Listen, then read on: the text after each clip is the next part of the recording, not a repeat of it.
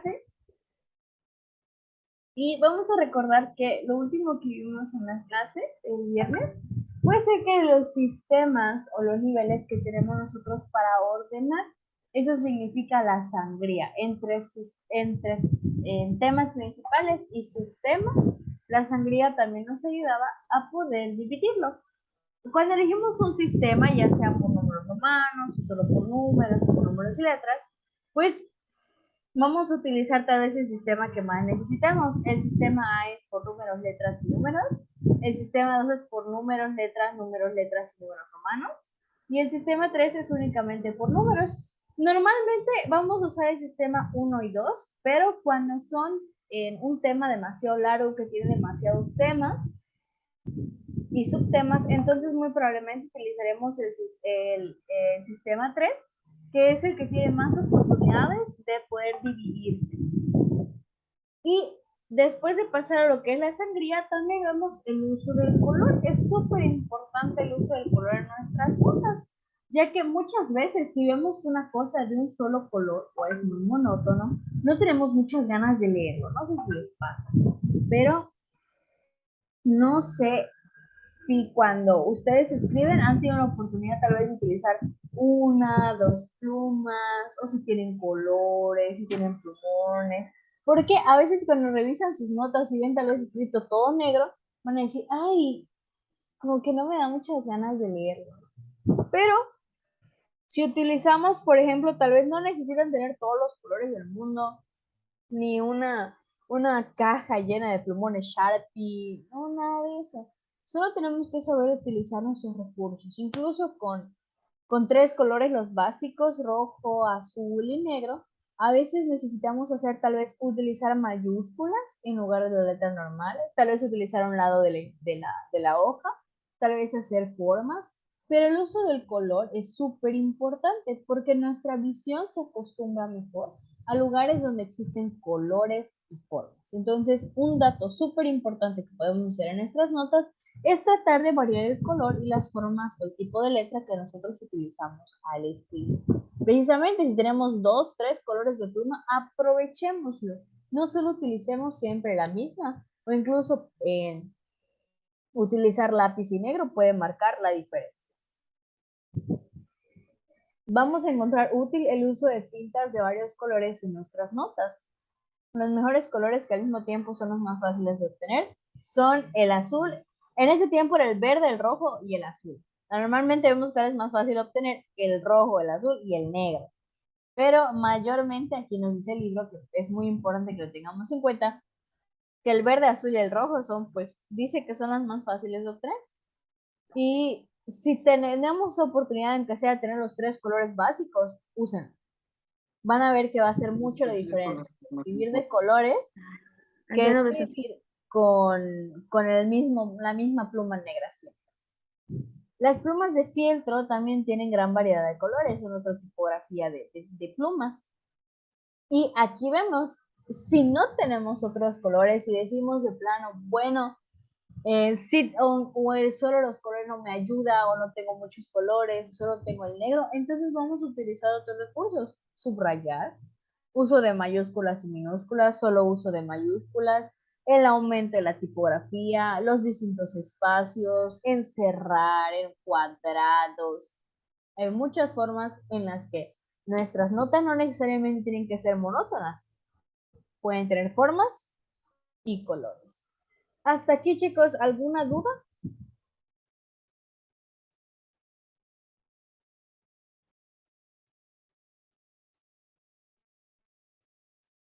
¿Duda, pregunta? ¿Todo bien? ¿Se entendió? Prácticamente es lo único que aprendimos el día de hoy fue aprender a hacer las notas con formas, con colores, especialmente con colores que permiten que nuestra visión pues sea más amena y sea más... Se puede disfrutar y no nos dé flojera leer. Okay, ahora vamos a pasar a lo que es el archivo. ¿Qué dice el archivo? Vamos a ver una historia que nos dio el libro de metodología de aprendizaje, donde una pequeña caricatura solía adornar el frente de un archivero en nuestra oficina. Una secretaria, apretando un paquete de papeles, se dirigía a su jefe. ¿Necesita esto de nuevo, señor, o lo archivo?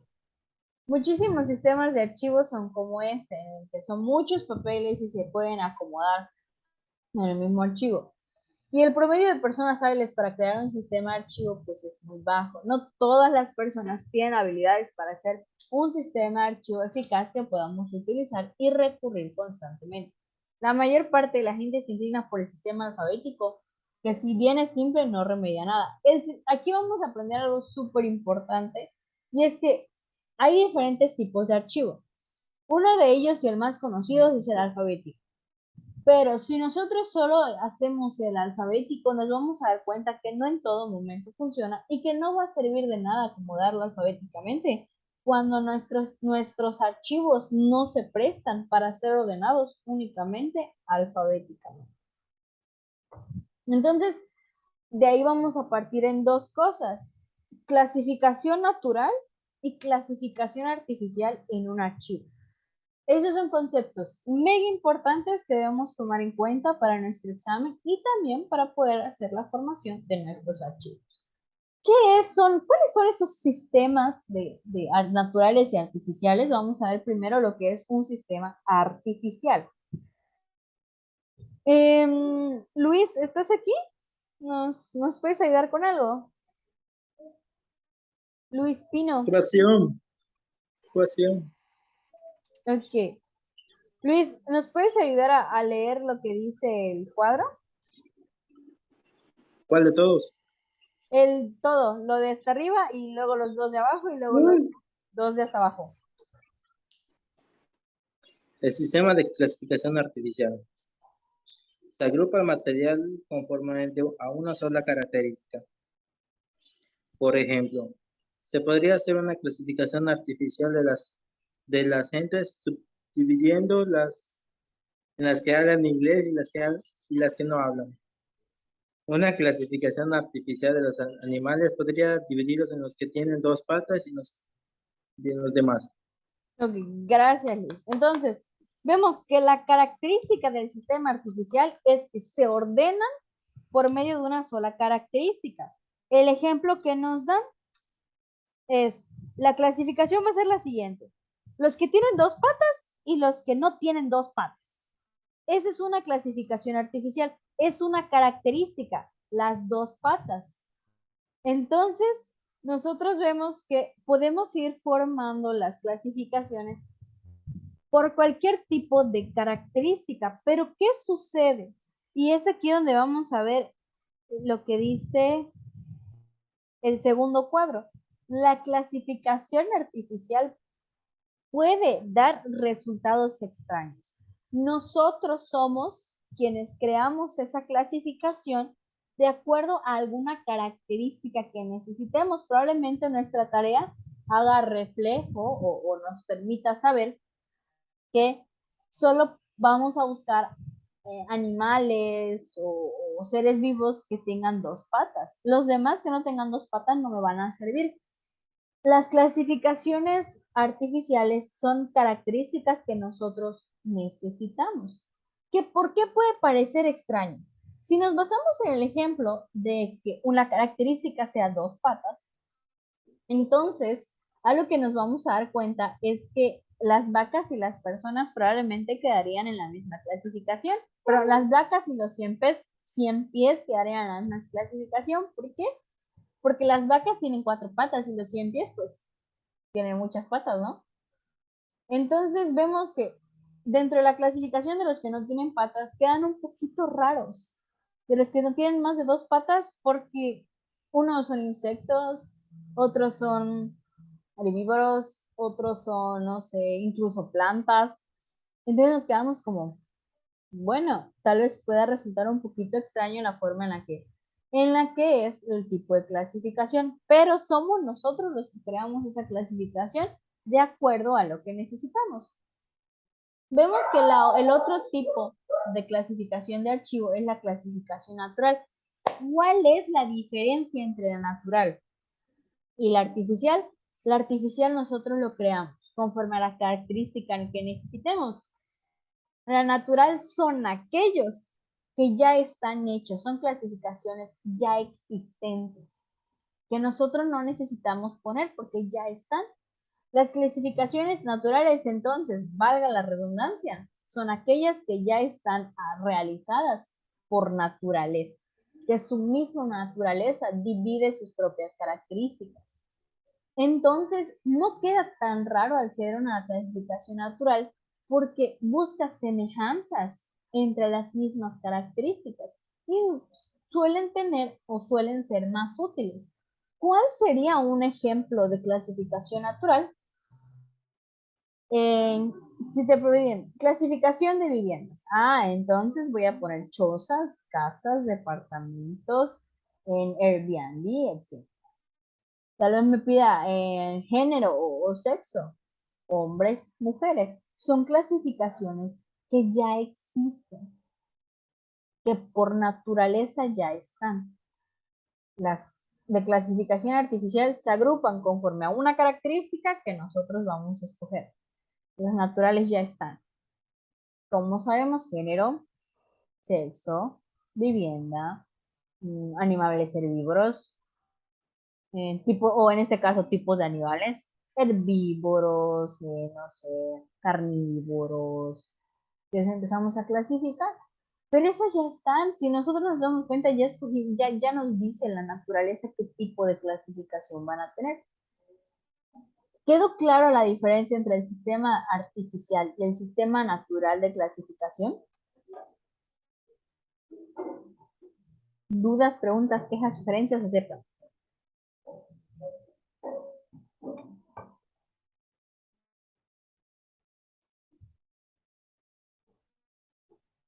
Entonces, nada más para recapitular, la clasificación artificial, una característica que nosotros estamos buscando y nosotros lo formamos.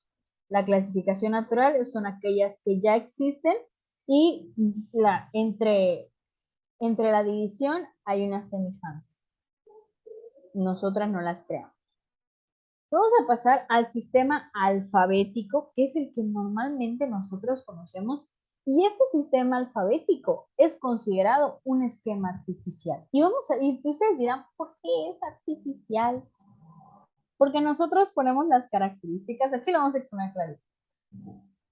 ¿Por qué? Y respondemos a la pregunta, ¿por qué el sistema alfabético es considerado un sistema artificial? Porque solo se clasifica la característica, es la letra. Pero dentro de la letra no siempre van a concordar los temas. ¿Ok? Por ejemplo, avión y árbol. El avión y el árbol coinciden con la letra A. Pero ¿qué tiene que ver el árbol con el avión? ¿Ok? Árbol, avión, vamos a poner otro. Ardilla. ¿Qué tiene que ver el avión, el árbol y la ardilla? Coincide en la letra, pero en sí, la esencia de las palabras no coincide.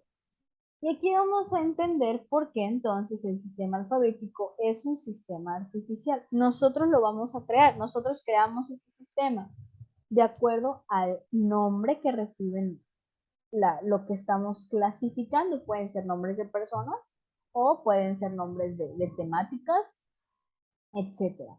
Y aquí vamos a descubrir algo. La posición de cualquier artículo de un sistema alfabético está determinada simplemente por los accidentes del lenguaje. O sea, lo que es el alfabético solo es por cómo se llama. No nos pide algo más.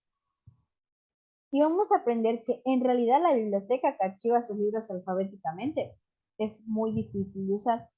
¿Por qué? Porque, y de hecho aquí aprendemos, la biblioteca en realidad no está principalmente ordenada alfabéticamente. ¿Por qué? Si estuviera ordenada alfabéticamente, los libros de cristianismo sobre los crisantemos quedarían juntos, en tanto que los libros relativos a las rosas quedarían a muchos estantes de distancia. ¿Qué? Cristianismo y crisantemos son temas completamente diferentes, pero ambos empiezan con la letra C. Entonces decimos, ¿por qué están juntos? O si estamos buscando algo, sería muy complicado tal vez buscar tal vez Cristo cristianismo y un libro que se llame Jesucristo, tal vez. O un árbol que se llame, un libro que se llame Rosas y otro que se llame, no sé, Árbol de Limonaria. Es súper diferente. Y si queremos hablar solo sobre las plantas o solo sobre el cristianismo, tendríamos que buscar tal vez uno en el estante 1 y otro en el estante 200. ¿Sería eficaz? No. Entonces, en realidad la biblioteca, su orden principal es por tópicos o por temas. Divide la biblioteca primero los temas y posteriormente le da un orden alfabético. En este caso, la mayoría le da por autor. Entonces, supongamos, hay un estante o 5 estantes solo de psicología. Dentro de esos estantes solo de psicología, va a ordenar a los autores por orden alfabético. ¿Hay un problema? No, si estamos buscando libros de psicología, ya sabemos que están en el estante 28 al 33. No hay ningún problema, ya es más fácil hacer la búsqueda porque todos esos estantes hablan del mismo tema. Entonces, lo ideal en las bibliotecas o la forma en la que realmente está hecho es una división principal por temas y una subdivisión por orden alfabético. En las bibliotecas el orden alfabético, si es principal, no nos sirve. Nos sirve como un orden secundario. El orden principal es por temas. El sistema alfabético es ideal para el material que no necesita ser agrupado. ¿A qué se refiere agrupado?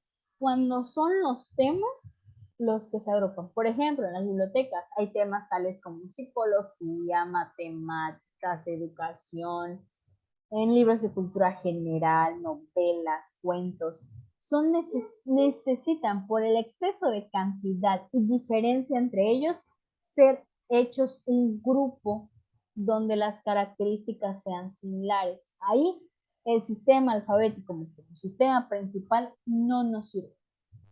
¿Dónde sí nos puede servir un sistema alfabético? En un directorio. Que el sistema alfabético sea por los nombres de todos los que viven en la ciudad de Mérida y empieza desde la A hasta el apellido Z. Es más fácil porque decimos, estoy buscando a Becerra Roberto. Entonces en el directorio voy a buscar la letra B y aquí debe estar Becerra, porque no necesitan ser clasificados por otra cosa más que por sus nombres.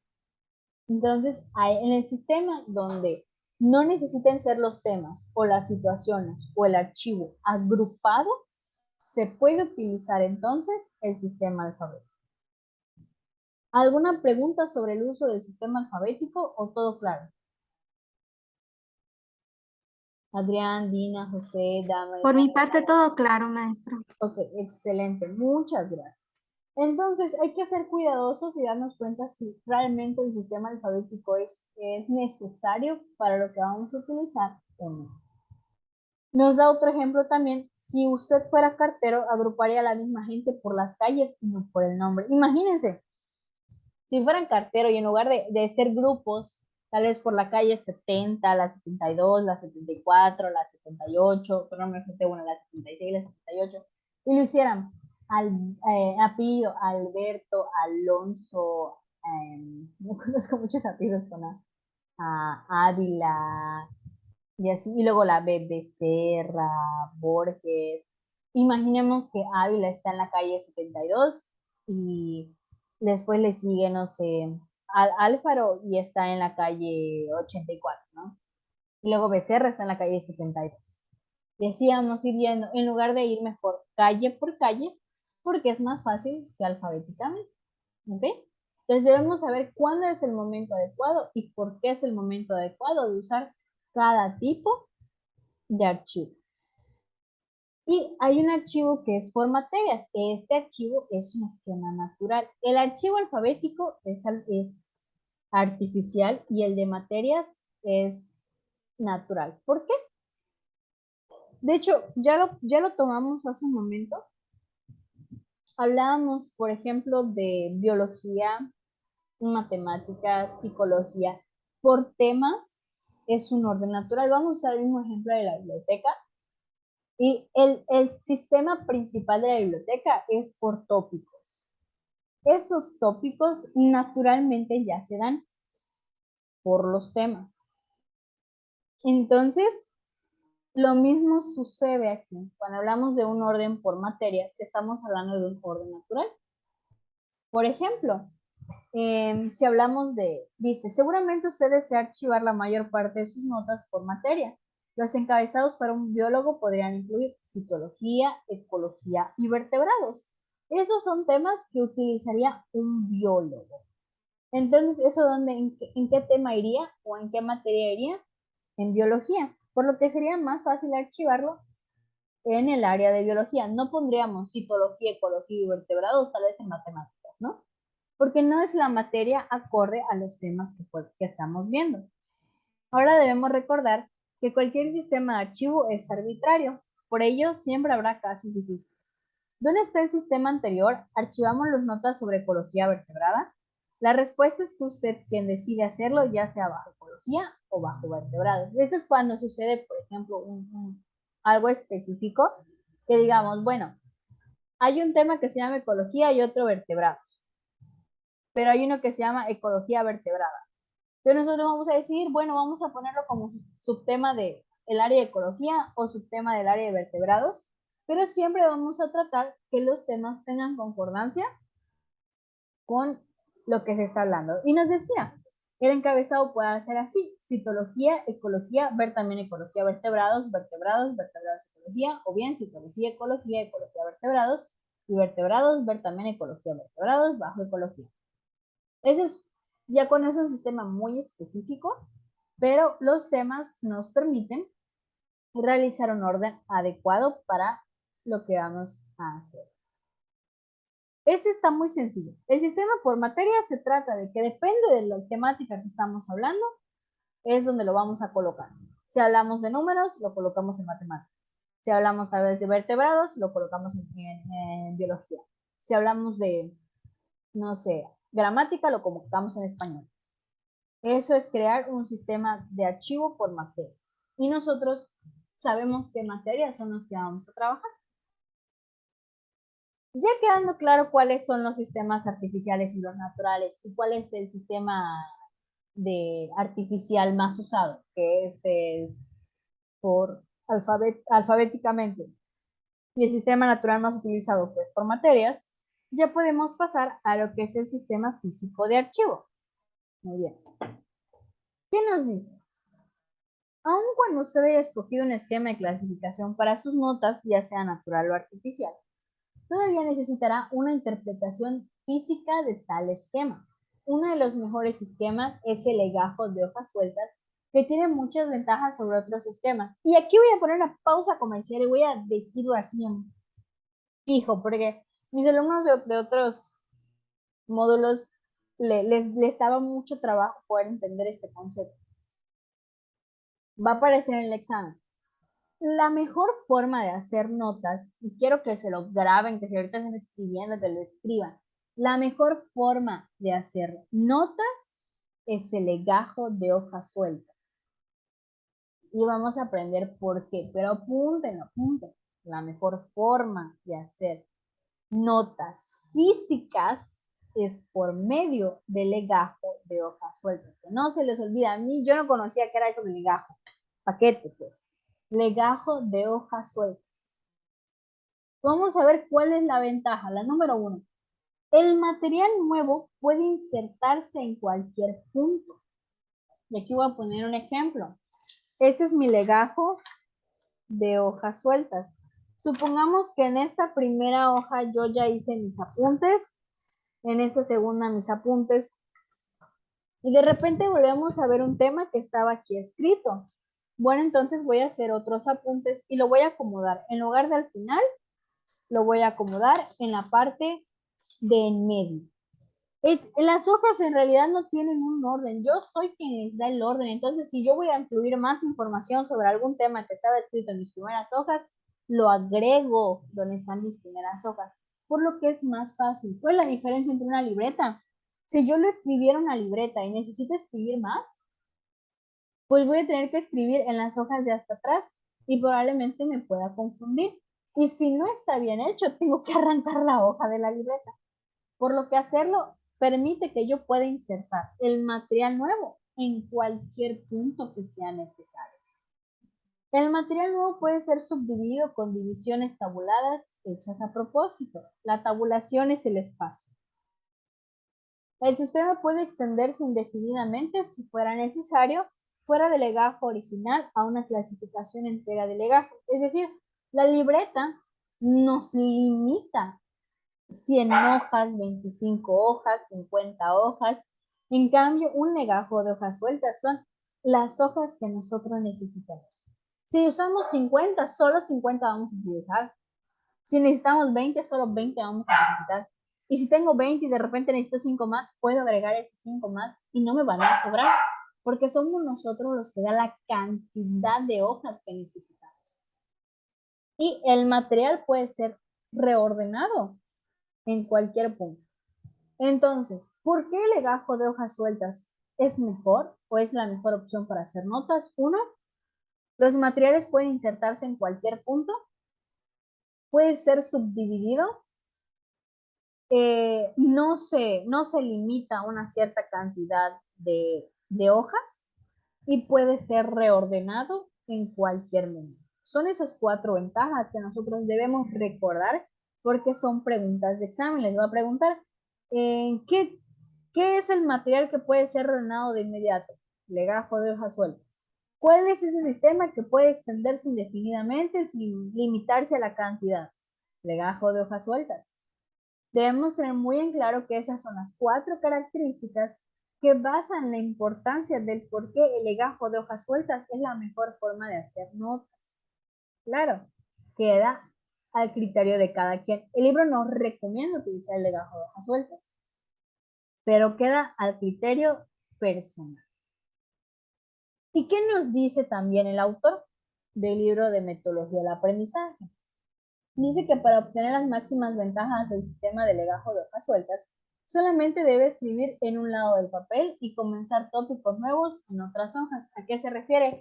A que solo voy a escribir aquí y de preferencia dejar el lado de atrás de la hoja y en lugar de escribir atrás voy a empezar en la otra. O sea, dejar esto, escribir acá y dejar aquí atrás. ¿Por qué? Porque si en algún momento yo necesito escribir más sobre el tema que hablé en un principio, en lugar de insertar más hojas, solo lo empiezo a escribir desde la parte de atrás de la hoja. ¿Sí se entiende esa parte? Que en el legajo de hojas sueltas, para poder aprovecharlo mejor, solo escribo de una cara de la hoja y del otro lado lo dejo espacio, por si en algún momento necesito insertar nueva información y así evitamos estropear otras notas. Escribir en un lado permite permite que sea agregado cualquier otro tipo de notas. El sistema de hojas sueltas tiene tantas ventajas sobre el cuadernillo tradicional que lo ha hecho incluso obsoleto. Donde se mezcla una gran cantidad de material físico, el sistema de hojas sueltas puede ser no apropiado. En tales circunstancias, una serie de legajos grandes diseñados para los gavetas de archivo resolverá el problema. ¿Qué quiere decir? Cuando ya es muchas hojas, entonces vamos a utilizar las legajos grandes con carpetas donde se puedan acomodar.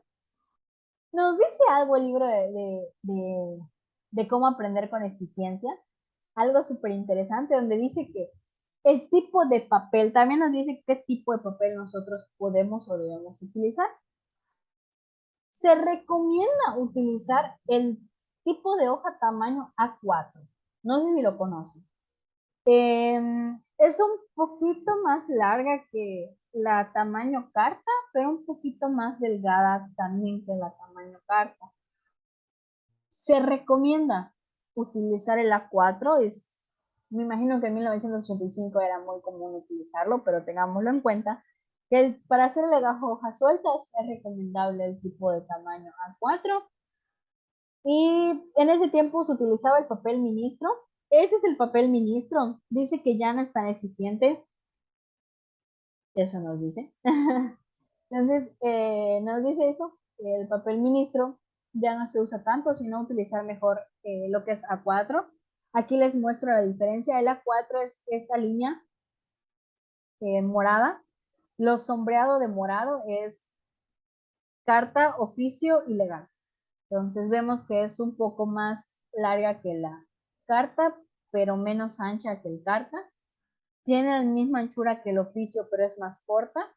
Y es más chiquita que la legal. La legal es más larga y un poquito más ancha. Y vamos a ver por último lo que son las tarjetas de archivo. Las tarjetas para archivar pues son muy importantes. ¿Cuáles son esas tarjetas? Son estas.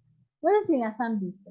No nos vamos a limitar únicamente al uso de hojas. Si no es mucha información y nos permite aprenderlo mejor, podemos utilizar también lo que son estos, que son fichas, son las tarjetas que nos ayudan mejor a tener información más específica. También es útil. Los tamaños regulares son de 5 pulgadas por 3 pulgadas, pero si necesitamos un poquito más de información, pueden ser de 6 por 4 pulgadas y de 8 por 5 pulgadas. Pueden ser en blanco, pueden ser a rayas, pero es cuando la información ya está más sintetizada. También es válido utilizar las tarjetas para archivar la información. Tiene una función muy similar a las hojas sueltas porque permite agregar, enmendar, reordenar y así, ¿no? Entonces, sí es similar al legajo de hojas sueltas, pero es para información más sintética.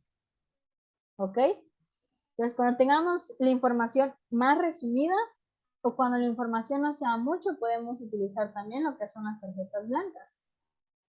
Y el último tema de la clase del módulo 4 se llama redacción de un ensayo, pero por el momento, ¿quedó alguna duda sobre el sistema de archivo, sobre el legajo de hojas sueltas y sobre las tarjetas?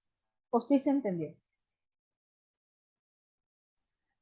Sí se entendió, maestra. Excelente, a mí me gusta mucho eso, sí se entendió. Muy bien. Si no se entendió algo, también me lo pueden decir. Nos quedan pocos minutos de la clase, pero solo me gustaría ver dos cosas. Lo que es la redacción en sí en ensayo, la introducción de la redacción en ensayo. Y nos va a decir una cosa sobre los ensayos. Si nosotros podemos transmitir nuestras ideas con claridad y lógica y lograr interesar a las personas con las que comunicamos, entonces no solo podemos hacerlo hablando, también podemos hacerlo de manera escrita. Esta habilidad de poder hablar, compartir ideas, que nos escuchen, que sea coherente, no solo debe ser al hablar, sino también al escribir. Y se puede dar en las dos maneras. Si nosotros tenemos la habilidad para compartirlo, entonces no debe ser tan difícil poder escribir un buen ensayo. Un ensayo interesante es aquel que tiene estilo, tiene interés, tiene un buen manejo de las palabras y puede hacer que nos comuniquemos correctamente. El arte de escribir un buen ensayo radica en tener algo que decir y decirlo de manera clara y concisa. Y vemos que esta característica está, miren, casi en todos lados. Lo vemos también en la elaboración de las notas. La claridad y ser concisos. Porque sí o no, les marea cuando hay mucho choro, muchas ideas así volando, flotando. A veces es complicado poder comprender. Cuando somos claros y concisos y damos lo que queremos entender así, entonces somos más eficaces. Entonces nos damos a entender, entonces la gente nos quiere escuchar o en este caso nos quiere leer. Y eso es lo más importante de un ensayo. Esta es la introducción sobre el ensayo. Con el maestro Juan van a empezar a ver cómo se va a redactar el ensayo. Van a ver la planeación de un ensayo y la declaración de una política sobre el ensayo. Cómo son los párrafos, los diagramas, ilustraciones y la exposición. ¿Ok? Entonces, bueno, esta sí ya es la última clase que yo les comparto. Pues ya se va a acabar el tiempo de la reunión, pero que sí les recomiendo que para la clase que van a tener con el maestro Juan puedan revisar en internet adelantar qué es un ensayo, en el libro de metodología qué es un ensayo. Eso pueden hacer en los 15, de hecho eso van a hacer en los últimos minutos de la clase, antes de que empiece su siguiente clase. Van a investigar un poquito más sobre los ensayos para que tengan una idea más clara mañana, el día de mañana en que vean su clase, y puedan participar con el maestro Juan. Entonces la actividad de estos 15 minutos que quedan de clase va a ser poder investigar qué es un ensayo y leer el libro, ya lo mandé en clase, los puntos importantes sobre el ensayo para que puedan tener las ideas claras sobre el ensayo. ¿Alguna duda o pregunta? ¿O todo claro?